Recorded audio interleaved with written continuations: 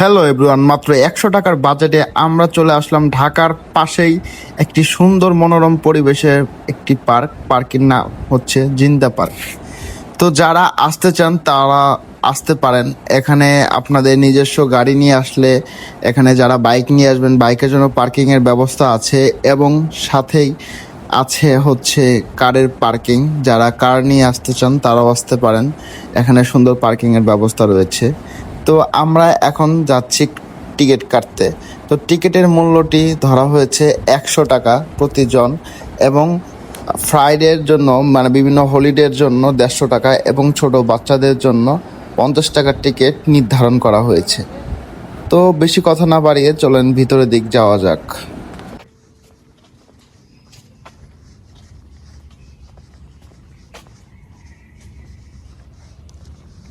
পার্কের ভিতরে প্রবেশ করলেই সর্বপ্রথম দেখতে পারবেন সুন্দর মনোরম পরিবেশে একটি ফুটবল খেলার মাঠ।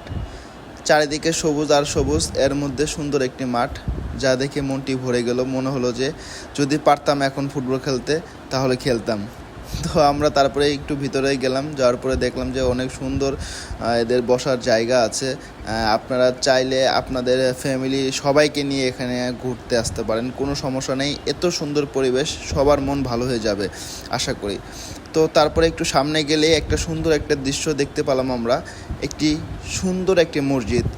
যারা নামাজ কালাম পড়েন তারা এখানে এসে নামাজ পড়তে পারেন।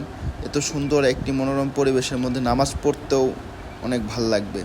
তো তারপরে আসলে আমরা একটি সুন্দর একটি জায়গা খুঁজছিলাম, যে নিরিবিলি জায়গা যেখানে বসে কিছু খাওয়া যায়। মানে আমরা অনেক ক্ষুধার্ত, বিকজ সকাল থেকে এখনও না খাওয়া। তো তারপরে ফাইনালি একটা জায়গা চলে আসলাম। তো এখানে মনে হচ্ছে যে খাওয়া যাবে। তো তারপরে আমি বিরিয়ানি নিয়ে আসছিলাম। তো এখানে হচ্ছে বসে বিরিয়ানি খাওয়ার মজাটা ভাই কি বলবো, অ্যামেজিং ভাই, অনেক অনেক ভাল লাগছে। এখানে কোনো মানুষ নাই, কোনো হই হুল্লা নাই, এর মধ্যে খাওয়াও অনেক মজার। তো তারপরে খাওয়া দাওয়া শেষ করলাম, শেষ করে আপনারা দেখতেই পাচ্ছেন এটা হচ্ছে ওদের ওয়াশরুম। আপনারা বুঝতেই পারতেছেন কত লাক্সারিয়াস টাইপের ওদের হচ্ছে বাথরুমটা ওরা করছে। তো তারপরে আমরা ফ্রেশ হয়ে একটু সামনের দিকে গেলাম, যার পরে হচ্ছে আপনারা দেখবেন এখানে বিশাল বড় একটি পুকুর আছে। তো পুকুর তারপরে হচ্ছে গাছপালা, এত সুন্দর সুন্দর কটেজ, এগুলো সব কিছু মিলিয়েই হচ্ছে তাদের সুন্দর এই পার্ক। তো আপনারা আসলে না আসলে এখানে বুঝতেই পারবেন না যে এটা আসলে কতটা সুন্দর। আপনারা যারা ঢাকায় অনেক দিন যাবত আছেন, বোরিং হয়ে যাচ্ছেন, তারা একবার হলেও এই পার্কে আসতে পারেন, দেখতে পারেন, এবং এই সুন্দর মনোরম পরিবেশটি উপভোগ করতে পারেন আপনারা। তো আপনারা দেখেন এখানে গাছের ভিতরে হচ্ছে ঝুলন্ত সিঁড়ি করছে। তো আমি ট্রাই করলাম যে একটু ওঠার, তো দেখি উঠতে পারি কিনা।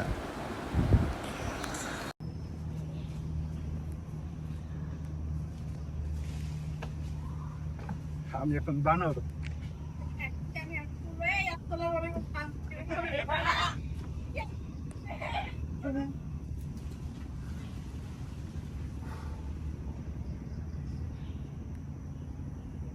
শান্তি ভাই, বিশাল শান্তি। একটু দুষ্টামি করতেছিলাম, আসলেই ভাই বিশাল শান্তি। আপনারা আসলেই একবার হলো আসেন, আসলে বুঝতে পারবেন কতটা শান্তি।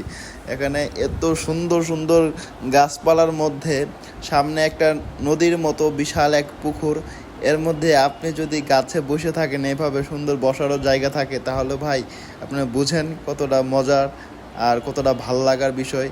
তো তারপরে হচ্ছে ওই জায়গা থেকে আমি নেমে গেলাম। নামার পরে আমি ভাবতেছি যে সামনে দেখি আরও কী কী আছে, আমি ঘুরি এবং আপনাদেরকে ঘুরিয়ে দেখাই। এই জায়গা থেকে একটু সামনে গেলে একটি দোকান পাওয়া যায়, সেখানে হচ্ছে আদিম যুগের নানান রকমের জিনিস পাওয়া যায়, সবগুলো হচ্ছে কাঠের তৈরি। তো আপনারা দেখলেই বুঝতে পারবেন কত সুন্দর এদের কাঠের নিখুঁত তৈরি নানান রকমের জিনিস এখানে পাওয়া যায়।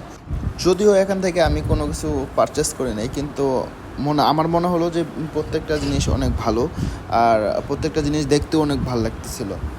তো তারপরে আমরা এই শপটি একটু ঘোরাঘুরি করলাম, ঘোরাঘুরি করার পরে আমরা বেরিয়ে গেছি। ও বাই দ্য ওয়ে, আপনারা ভাবতে পারেন যে এখানে আসবেন কিন্তু কিছু খাওয়া দাওয়ার কোনো ব্যবস্থা আছে কি না। হ্যাঁ, এখানে সুন্দর একটি রেস্তোরাঁ আছে। এখানে আপনারা চাইলে লাঞ্চ করতে পারেন, ব্রেকফাস্ট করতে পারেন, বিভিন্ন নাস্তাও আছে এখানে। চাইলে এখান থেকে খাবার ট্রাই করতে পারেন, কিন্তু আমি পার্সোনালি বলবো যে এটা না খাওয়াই বেটার, বিকজ এখানে অনেক বেশি এক্সপেন্সিভ খাবারের। এই জন্য আমি ঢাকা থেকে খাবার নিয়ে আসছিলাম। যাই হোক, আমরা আস্তে আস্তে লেট করে ফেলছিলাম, এই জন্য হচ্ছে আমরা খুব আর্লি আবার চলে যাব। তো আবার কখনো কোনো দিন দেখা হবে আপনাদের সাথে কোনো একটি নতুন ব্লগ নিয়ে। তো আপনাদের কাছে পার্কটি কেমন লাগছে আপনারা অবশ্যই কমেন্টস করবেন এবং আমার চ্যানেলটিকে সাবস্ক্রাইব করে রাখবেন। এবং হচ্ছে আসলে বলতে গেলে আমি নতুন, আমাকে সাপোর্ট করবেন আপনারা। আশা করি সবাই ভালো থাকবেন। আসসালামু আলাইকুম।